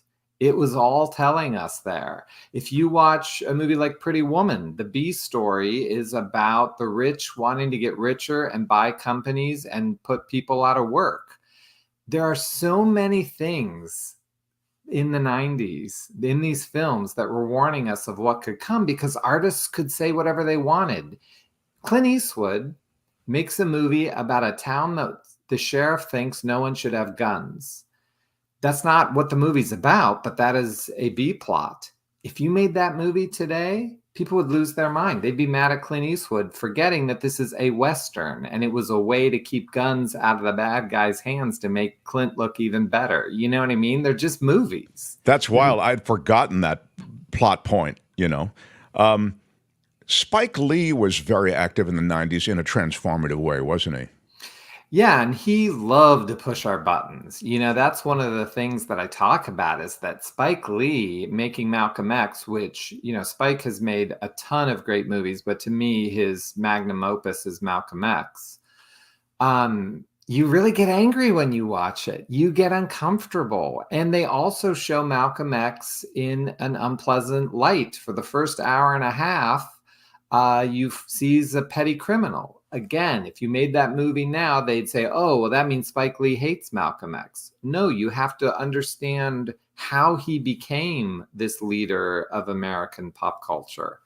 He started out as a criminal, and they show his life very honestly. And Denzel is unbelievable in that movie.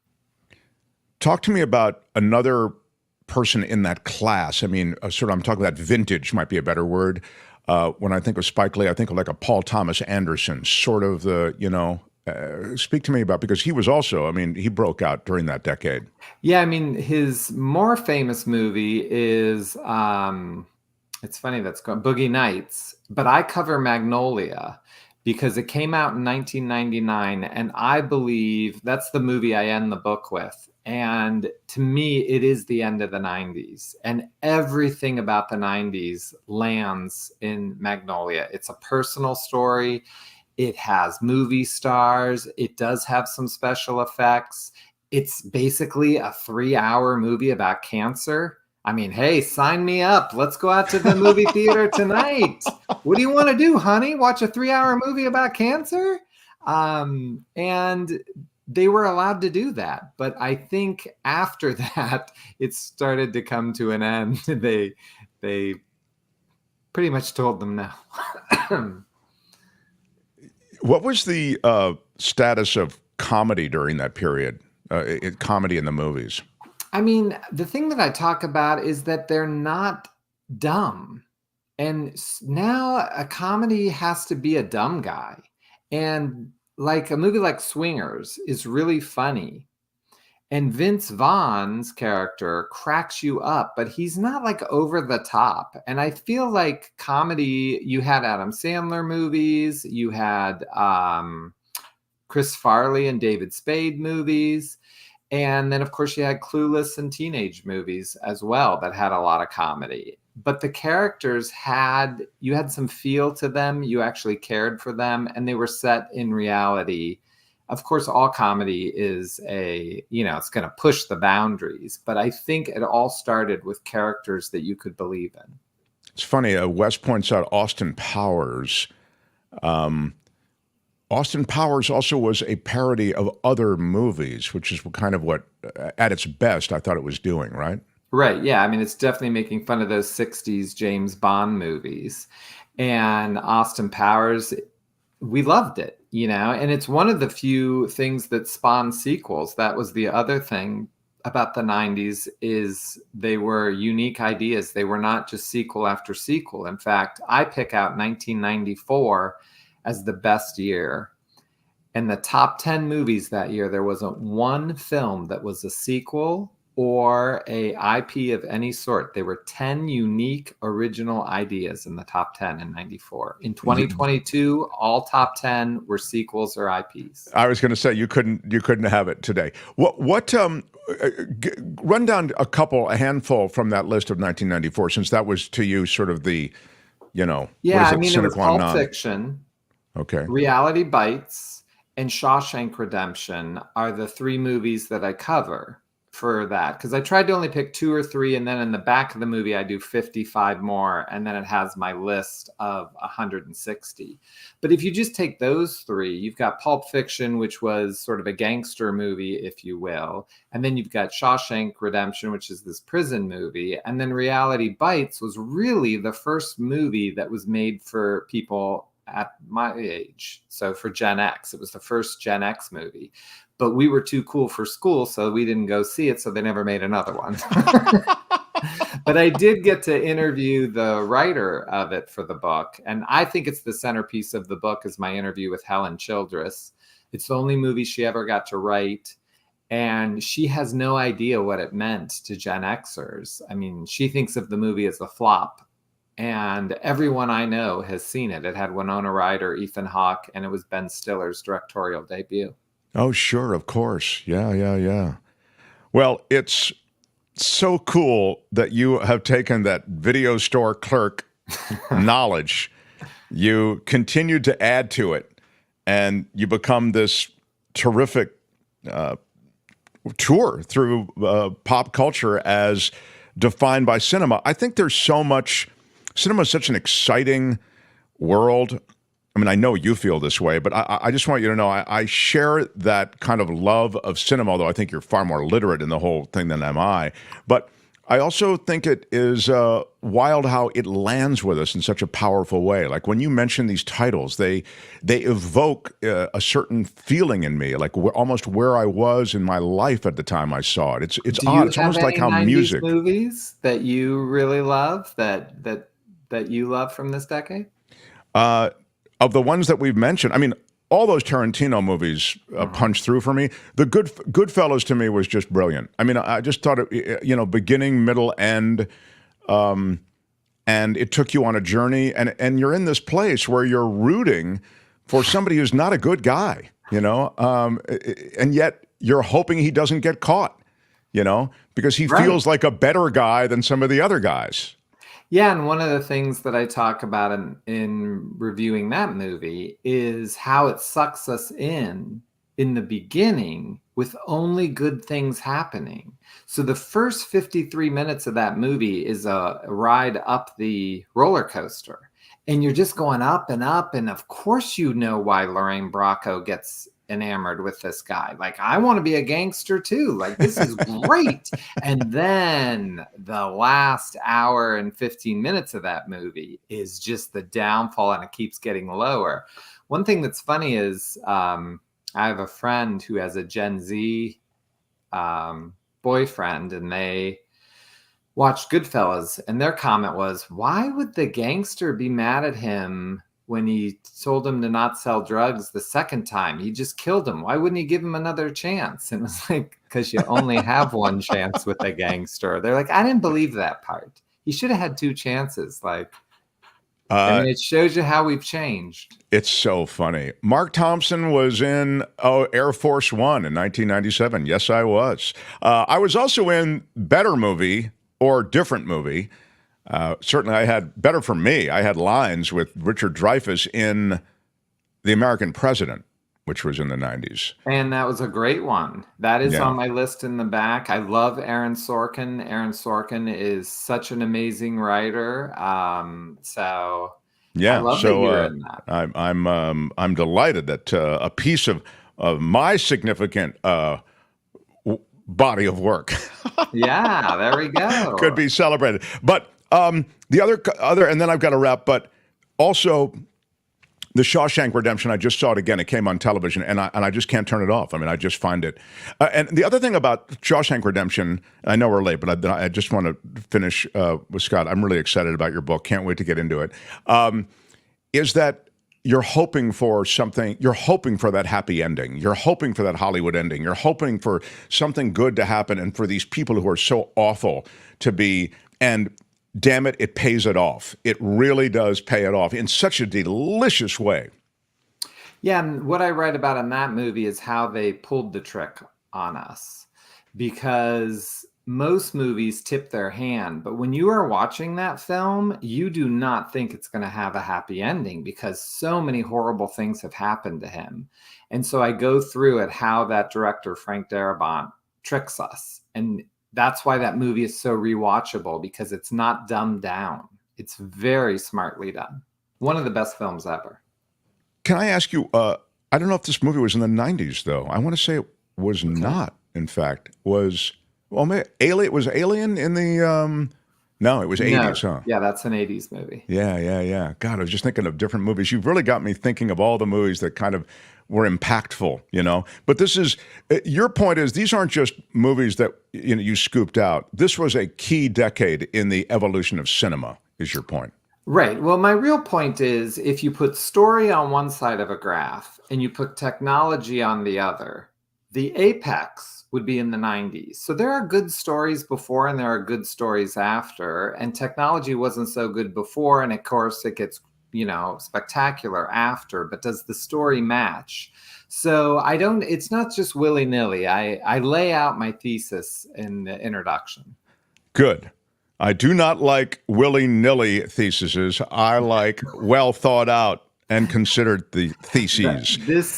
I've had a couple people say your introduction was too long, but I was like, I didn't want to be misunderstood. So it is a 25-page introduction. Well, you can pick up the book. Will you put up the picture of the book again, please, Tony? But you can get this book, The Last Decade of Cinema, Scott Ryan's latest on the cinema of the 90s. It's a nostalgic journey through the vibrant landscape of 1990s cinema, it says. And I'm excited for you. Thank you. You have a website, too. We'll link to it. If you're watching this video, there'll be a link to Scott's website. It's ScottRyanProductions.com, and I'm sure there's more information about Scott and his writing and this book as well. Hey, thanks for being here. Congratulations on the last decade of cinema. I wish you all the best with it. Thank you, and I'm so glad you're excited by it. It makes me feel good. Yeah, really enjoyed it. See you, Scott.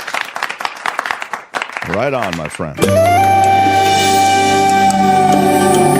The Mark Thompson Show.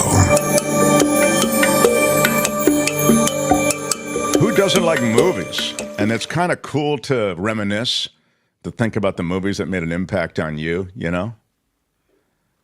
Very, very fun. I had no idea Pulp Fiction was so important. Oh, yeah. Yeah, that's right. I mean, huge. Yeah, it landed for you too, huh, Tony? Oh, it's the right age. What? Yeah, exactly. See, age is important. It's like, sure. Yeah. I'll say one of the greatest movies of all time has now been released on digital as of this weekend. What's that? Godzilla -1, available. I watched it 3 times this weekend already. I wanted to ask him So about this, what's happening today, but yeah, I didn't want to. I was more intrigued by that world of his, that decade, the world of his that he talked about in the book. So, hey, Kim, can we get a little? Now, what's that? Foreign is where it's happening now. Well, sadly, better ideas. Yeah, sadly, better writing. This country and the studio system just beats down anything new and independent. So now Hollywood's Tony's made right. a mess of everything, in my opinion. That's me. I think that's right. I mean, Korean, Japanese, where to go? Wall Street, bean counters, finance people, they have ruined Hollywood, and or in the process of ruining it. Can we get some Turbo News, Kim? I think it's kind of important. Let's and then Karen Dawn joins us. A word about animals when we come back on the other side. Smash the like button like a boss if you would. Smash it with your iron rod. Smash that like button. It's free. And do hit the notification bell under subscriptions. You know, you're there under the videos. The reason for that is so a lot of the stuff that we're going to be doing in the months ahead will be separate videos, not from the main show. And so I'd love for you to be able to at least be aware of them. So rock that bell, that notification bell, baby. Smash that too. Yeah, rod. baby. Yeah. All right. Karen Dawn follows Kim's News. Mark Thompson Show. The Mark Thompson Show.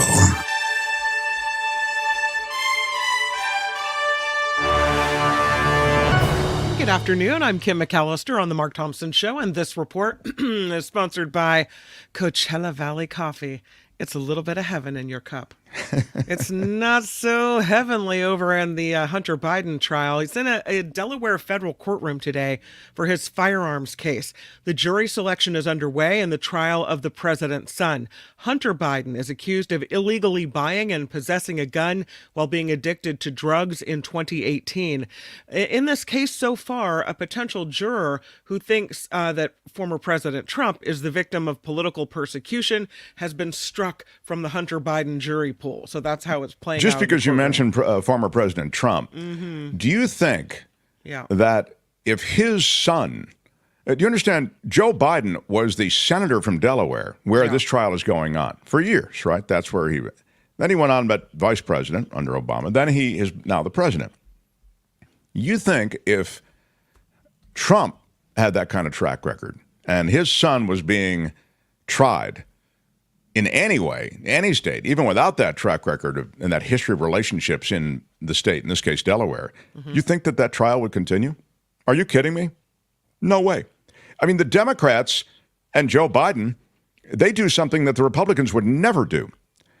I'll remind you, Joe Biden insisted that there be a special counsel assigned to investigate his own son. Yeah. And they asked for the special counsel to be a Republican. The Democrats are so worried about the appearance of any kind of conflict that they go out of their way to just walk the plank. It's like, no, don't even, I don't need to, I'll walk it on my own. Let me show you. I'll make the plank shorter. It's wild. It really is wild. And Republicans are never going to give the Democrats the break and the credit that Democrats think they're going to get for assigning a special prosecutor who's a Republican, for allowing this trial of Hunter Biden to go on. You think are the Republicans coming forward and going, I've got to give the president credit for not getting involved in this? Do you think that's what they're saying? Not one of them is saying that. No. So it's just insanity. The two parties are starkly different. And I think their reaction to the trials going on in the respective families is all the evidence you'll ever need. Here's the question, though, and I know you're talking about the bigger picture in the election, but just in the scheme of whether it's right or wrong, it's the age-old cliche, two wrongs don't make a right. So while Democrats seem to be going out of their way to avoid the appearance of impropriety, I would argue that's the right thing to do, even if the other side isn't doing it too. Right. I mean, I wouldn't argue that, but this is the kind of thing you'll see. Look at this. Jay Gannon writes this. Biden crimes are atrocious. Trump miscategorized a payment. Come on, dude. Seriously? Now, I agree with the second half of what you say, Jay Gannon, that I don't agree with the way you've characterized it, but I agree that it is a somewhat technical point, but it was cover-up money designed to keep that information from the public. There's no question about that, Jay Gannon. So if you don't accept that, you just had a jury heard mountains of evidence and details. They all came to that conclusion. I think you have to, but you're not ever going to, you're clearly in the tank for Trump, so you're never going to come to that. But let me address the first part of what you just said. Biden crimes are atrocious. What crimes are those? Tell me what crimes those are, Jay Gannon. The atrocious crimes. And when you say Biden, are you talking about, I assume you're talking about the president. What atrocious crimes has he committed? If you're talking about Hunter, what atrocious crimes has he committed? I'm not a Hunter fan. As I told you, Lock him up for all I care. But what I wouldn't say is that his crimes were atrocious. He did something that I don't approve of, which is that he took money for serving in a board that it was a board assignment he never would have gotten had he not had the last name Biden. That's not why he's being tried. That was legal. He's being tried because of a gun form that he lied on, that he said he wasn't a drug addict. He wasn't addicted to drugs. You consider that the atrocious crime? Is that the atrocious crime to which you've referred, Jay Gannon? So I'm sorry, dude. I'd love an objective evaluation of fact with somebody like Jay Gannon. I don't think I'm going to get it. No, you're not getting it. Here it is. I'm an independent. You are projecting Burisma payoffs from China and Russian mayor. Dude, show me the receipts on that. Show me the receipts on that. Was Hunter Biden trading on his name and the presumed access he had? Of course he was. Was it right? No. But it wasn't illegal. It should be, in my view. Lobbying, the way it's done, should be. You know, Trump said he wanted to get away from the lobbying. He appointed nothing but lobbyists to his cabinet. Coal industry guy ran the EPA, been suing the EPA. Then he was running it. I mean, same true at Interior. Same true at Department of Commerce. These are all lobbyists. Anyway, back to Kim. I'm sorry, Kim. We move on. That's okay. And we go on to Rudy. Rudy. The bar's board on professional responsibility in the nation's capital recommending Rudy Giuliani be disbarred from practicing law in the district. The announcement coming Friday, with the panel citing convincing evidence that former Trump attorney violated rules of professional conduct when he tried to get state election results in Pennsylvania thrown out after the 2020 presidential election. The D.C. Court of Appeals is next up to consider that recommendation. So it looks like he'll be Rudy disbarred Giuliani. in the nation's capital. I've told you, and I'll just quickly mention this. I've told you before that I think he was dining out on 9/11 and has been for a long time. It's reprehensible, you know, America's mayor and all that stuff.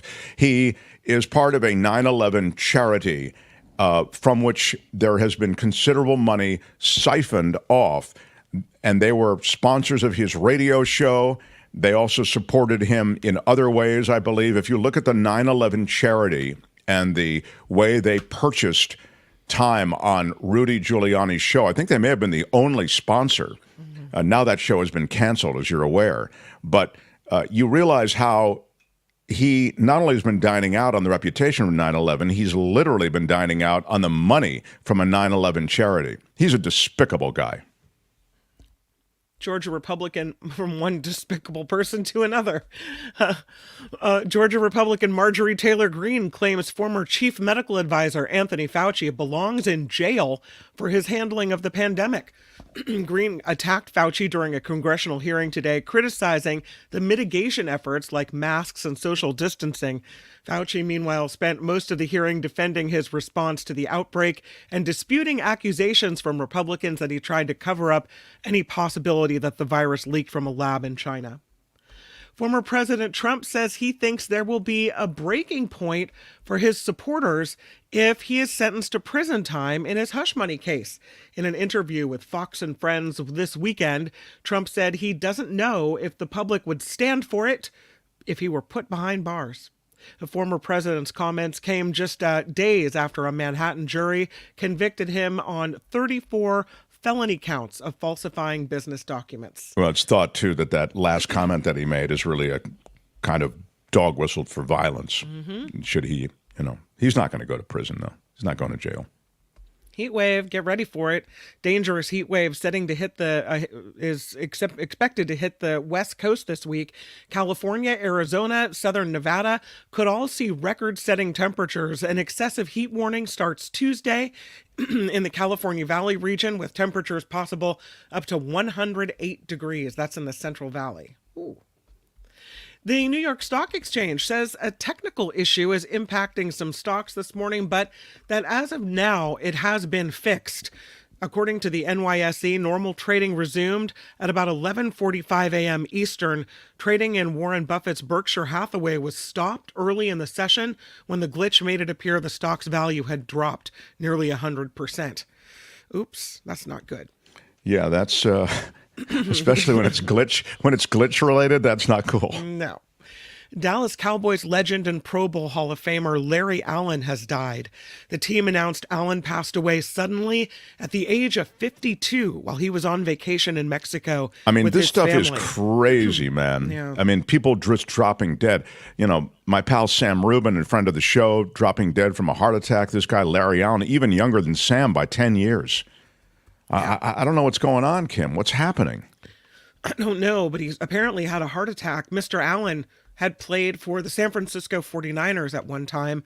Also, the Dallas Cowboys 14 seasons in the NFL. Can you get me a doctor on this show to talk to me about some of this stuff, Kim? I'm not kidding. Yeah. You want to talk about what? COVID and heart attacks?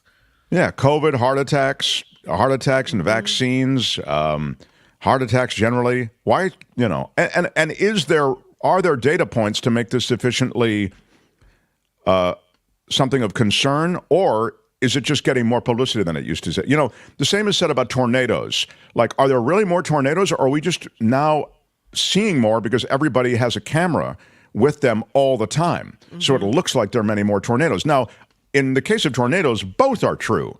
We're seeing more tornadic activity, and it's recorded more because people have those cameras.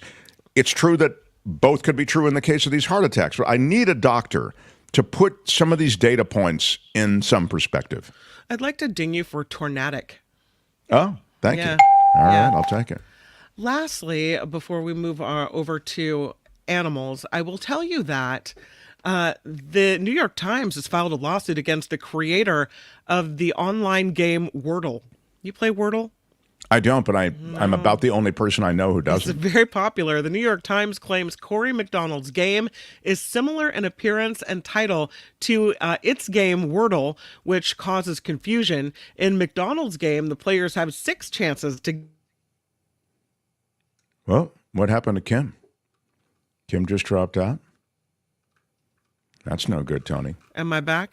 Now you're back. Go ahead. Okay, You get 6 chances to do what with this? You get 6 chances to guess a location based on its Google Street View. McDonald argues the 2 games are very different. He says Wordle is about words. Wordle.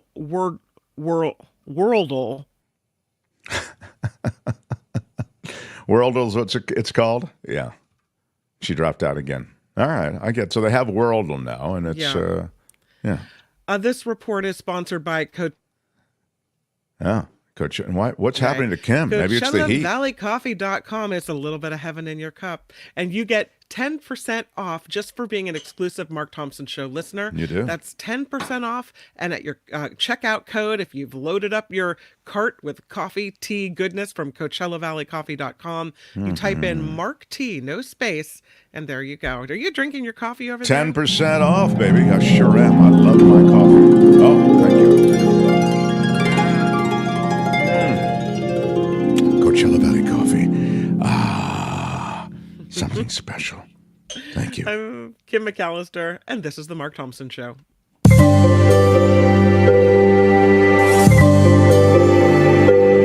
The Mark Thompson Show. I will get to the lovely Karen Dawn in a moment. If you're just joining us, we are here live 2 hours every day, and then we will be around, and as we are on YouTube and across audio platforms, whenever you want us. This is a new person, Jay Gannon, and John Slade is responding to him. That thing, I like this Jay Gannon, and takes a kind of provocative point, and he thanks us for not banning him. Well, we don't ban, thank you for not banning me. Very noble. No, we don't really, we're not big.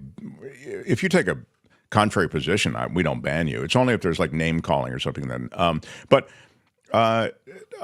He says he's an independent, and he is voting MAGA because he wants to protect his liberties. I don't know what that means. Sometimes that's a code for guns, because if you want liberties, if you're a woman, I'd suggest that your reproductive rights have already been jacked from you by this Supreme Court that is MAGA. And there are more MAGA appointments. It's thought that the next president might get 2 or even 3 Supreme Court appointments. In any case, given the age of the court. So if you want rights, I guess it depends on what rights you're trying to protect. You talk to women, their rights have already been unprotected and subverted by the former president, the MAGA movement that put this Supreme Court in place, this wildly activist right-wing court. Anyway, that's my word on that for now, but it's nice to have you in the group, and thank you for subscribing. The Mark Thompson Show. First Monday of the month, we do it. This is a word about animals. Now, a word about animals on the Mark Thompson Show. Our frequent guest for this segment, she takes us through so many things worldwide. She's Karen Dawn, the founder of DawnWatch, which you can find across Facebook. Very active community on Facebook. You can sign up and it'll hit your inbox. And it's also at DawnWatch.com. Hi, Karen Dawn. Hello, Mark Thompson. Talk to us. What's happening in the world of animals? Well, we've got some good news today, some on the way to good news, and I'd say it's reflected in, I'm bringing you stories today where we see the laws and we see public policy starting to reflect what people actually want. And that tends to be really good for animals. You know, what I want for animals, I'm an animal rights activist, animal liberation person. I don't eat animals, of course. And ideally, I would, you know, that's what I'd love to move towards. But I hope we can just start at what most people want being the way things are and moving towards that. And that doesn't, of course, mean that the whole world's going vegan tomorrow, but it does mean things like that if you've got deer living on Catalina Island and everybody adores them and one small group thinks they need to go in order to save the environment there, that the people who want to save them and the people living on Catalina Island who want to save them get a say.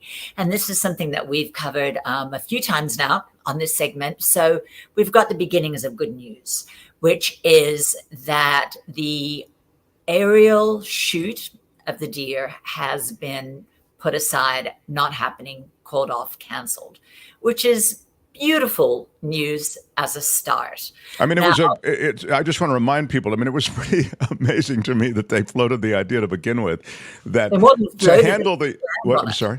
Go ahead. They more than floated it, they planned on it without telling anybody. Yeah, but I'm just suggesting to even suggest it. You're right. The whole thing was even worse. It was like out of a movie. I mean, like where the evil board meets and nobody knows about it, and then they decide that they're going to take helicopters and shoot the deer from the helicopter. It's like a horror movie. It really is. And, you know, anyway, so the latest is they are not going to do that now. That's the very good news. Now, they've still decided the deer have to go, and they, not being most of the people who live on Catalina Island, they being the Nature's Conservancy. So the question is, how are they going to do it? And now the plan at the moment is we're going to have a hunting season or something like that. But the thing is, the people who were protesting this aerial shoot of the deers, they weren't holding up signs that say, kill our deer some other way. They were saying, save our Catalina deer. I mean, these are beloved animals on the island. So the good news is that they weren't ignored. This shoot has been called off. The better news is when they come up with a plan that doesn't involve slaughtering 2,000 or 3,000 deer on this island. They've got to come up with something else. And of course... Well, the bizarre fact, though, Karen Dawn, isn't it, the case that how did the deer get there to begin with? Oh, of course. They were, and that's... They were brought there for hunting. Exactly. So they are not natural to the island, and they really are destroying the habitat there, so it can't be ignored, and no reasonable person is saying. So we, human beings, created this problem, created this thing for sport hunting. They were brought in, okay? That's the reason. And now we want to sport hunt our way out of it. Right. It's not what most people think is reasonable. I mean, sure, 6% of people hunt in America. And certainly, I don't particularly take an ethical problem with people hunting for food. But the idea that, yes, we brought them on the island to sport hunt, and exactly love the way you say it, we're going to sport hunt our way out of it. That's the latest. It's better than aerial shooting and leaving their carcasses rotting all over the island. But let's just call it a step in the right direction. And now we have to feel buoyed by that success and then see, well, what next? And what we have to come up to is obviously some sort of sterilization of the females. And I was looking at a map of Catalina Island the other day and just thinking there's got to be a way to keep, while we are reducing the population via sterilization, there's got to be a way to keep the deer on a small area of the island so that they're not ravaging all of it. And obviously, I think that area of the island should be where the town is, because the townspeople love them. And so with wire, with electric fencing or something, you can fence off a very, very, very large area. So I'm not saying this is necessarily going to work. I'm saying it's a thought. I'm saying where there's a will, there's a way. And given that almost nobody on this island wants their beloved deer killed, we've got to find a way to reduce the population way down and contain them to a smaller area. It's just, and we can do it if we try. So at least we're starting in that direction.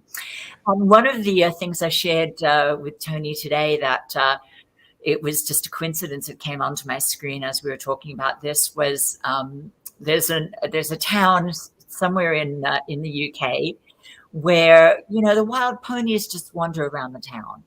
And everybody loves them, and it's a huge, here we go, is the photo of it.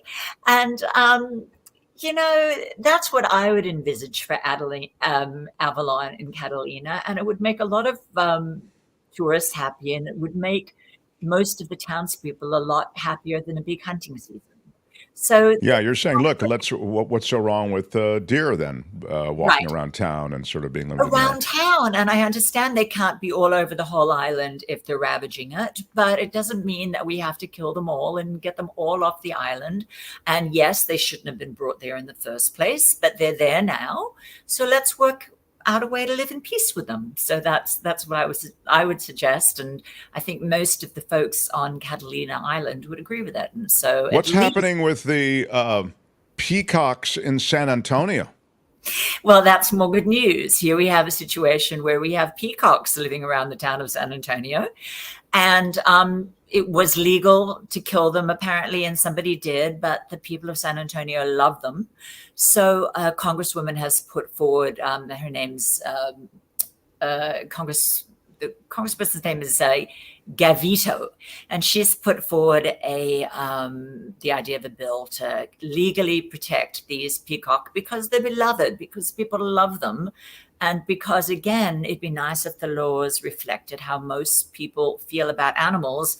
And, one person or a few people who want to hunt them or kill them or don't like their noise shouldn't be allowed to kill animals that the vast majority of people love. So that's an example. They're like a draw. They're like a tourist draw. They're like people, as you say, love them and look for them and congregate around them. They become, sort of mascots of the town in a way.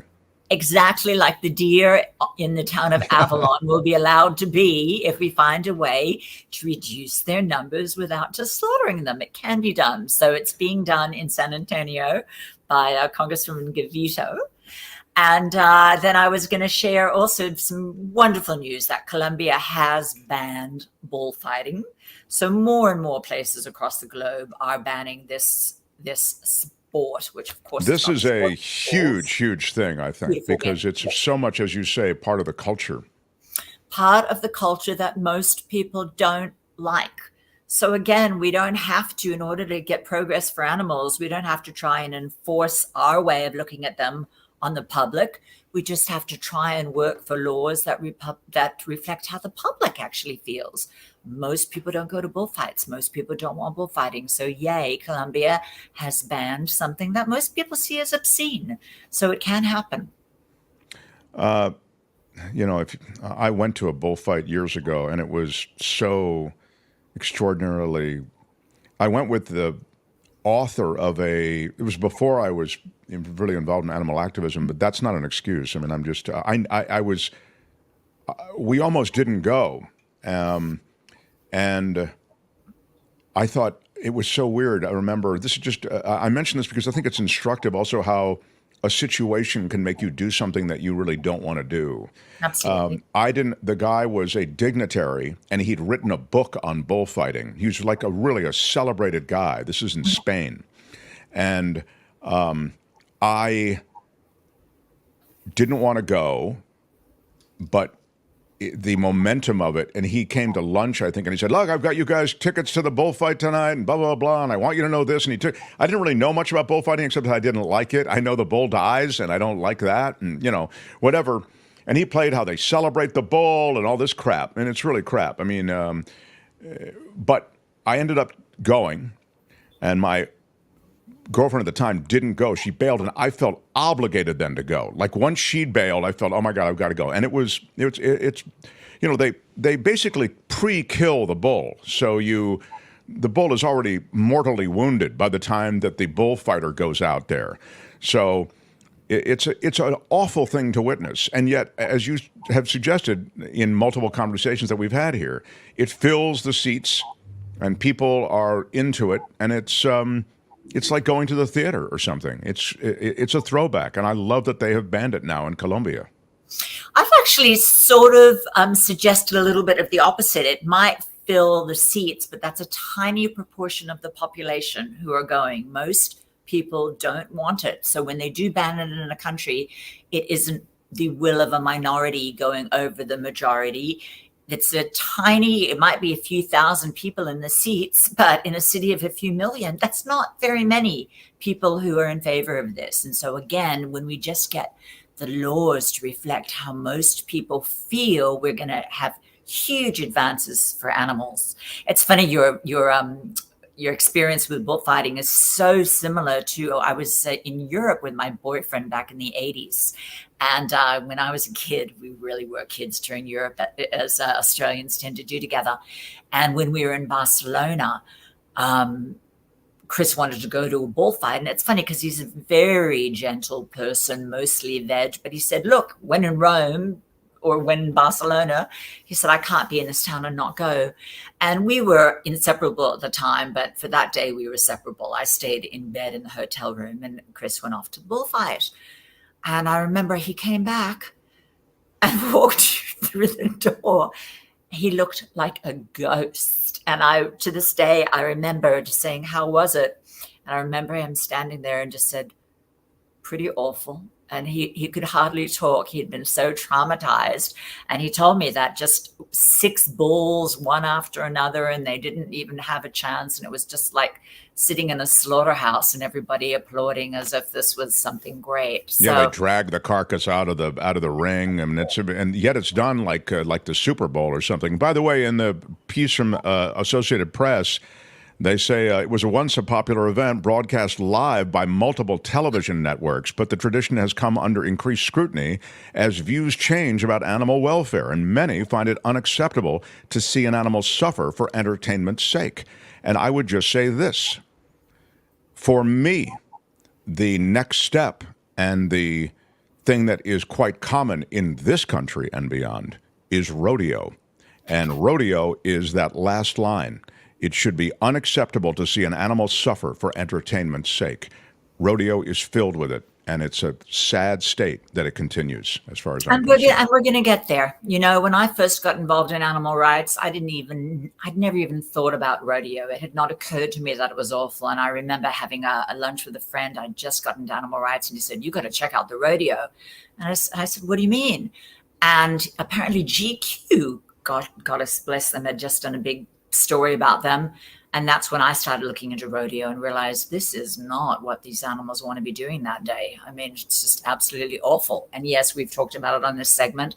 And I really do believe we will get there as long as we just keep focusing. Most people don't want to hurt animals for entertainment. Yeah, we're going the right direction for sure. And I mentioned before here that I know a guy who is a multiple belt winner, buckle winner in bronc riding. And he left rodeo, and he said, Mark, I just couldn't take it. He said the cruelty to the creatures is just too much. So he's a champion. So it is there. But as you say, it's a process. Wow, I love that you brought good news here. I'm going to close with more good news, just tying into something you said before, which is you covered before, which was the new leader in our Mexico. southern neighbors in Mexico. Yes. You know, I had a letter in the Los Angeles Times just a few days ago talking about there'd been an op-ed saying that more men need to go vegan. And my take on that was, you know what? Most people in the animal rights movement are women. Women are just so much better. There are a few exceptions, such as you, Mark Thompson, but generally women are so much better on animal issues than men, so much more likely to be vegetarians, so much more likely to be animal rescuers and members of animal advocacy groups. And so my suggestion in that letter was that the more that women have power, the better it's going to be for animals. And so and just also that when feminine values are seen as values that matter, kindness, compassion, nurturing, the sort of values that lead women into nursing and into teaching, which are then of course underpaid. But when values that are seen as more feminine become more valued, given more value in this world, then we're going to see things really improve for animals. And I think we can start with just, yes, let's not hurt them for entertainment. Let's not hunt them for fun. Most people don't want to see that. Let's get laws that reflect how most people feel. Always thought-provoking, and I love, as I say, that you had some good news and a sign that we're evolving in our outlook. So thank you. Karen, again, is part of this world of animal awareness, and she plays it out in all the ways, good and bad, meaning all the different media coverage, good and bad, worldwide. They're on DawnWatch. So again, it's DawnWatch.com. They're big on Facebook, so you can check them out there. Karen, thank you. We'll look forward to next time. All the best. Great to see you.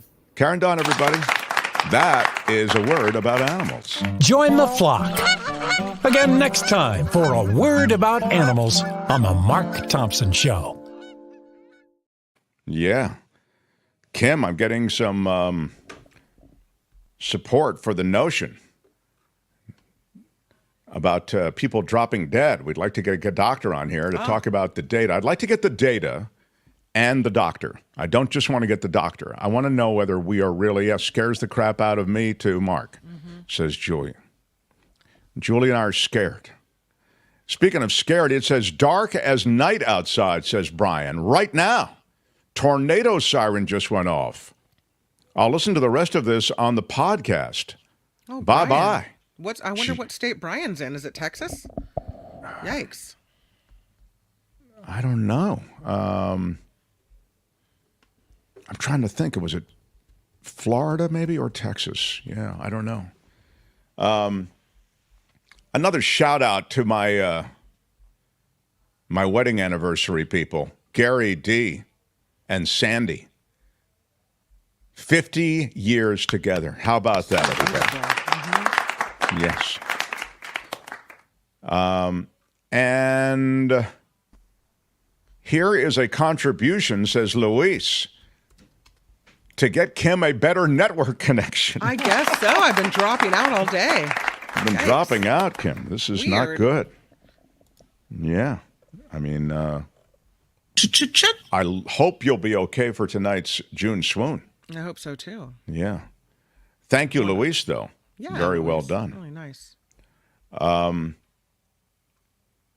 Is there anybody else who I haven't acknowledged prior? I think we got everybody else. I'm really excited that tonight is our June swoon event. Now, most of you will not be part of our June swoon because it's a limited number, but I'm very excited to tell you and announce in this moment that we will have a full report. Kim is on the scene, and she will take copious notes. Copious is a ding word. And Tony is there, and he's there tomorrow also, right where he is, running this show. And Tony, you can give everybody here an unvarnished view of what happens tonight. All right. Quick update. Coke won. In the poll, Coke is well Barely. ahead of Dr. Pepper, but best soda, Coke, Pepsi, or Dr. Pepper? The poll is ending. 47% said Coke, but 32% said Dr. Pepper. I mean, I didn't know that there was this Dr. Pepper contingent out there. The Dr. Pepper cult is strong. The Mr. Pibb is even worse. Don't talk about Mr. Pibb. They will come after you. Wow. This is impressive. I love how we really, when it comes to soda and desserts, we really, in this country, in this culture, we have a kind of like firm grip. Kim's does the After Party Live over on the After Party Live channel. And tomorrow we've got a great show. I'm Shadow Stevens for the Mark Thompson Show. Bye-bye. Tomorrow, David K. Johnston joins us, and we'll give you a full drill down on the meetup tonight. Till tomorrow. Bye-bye.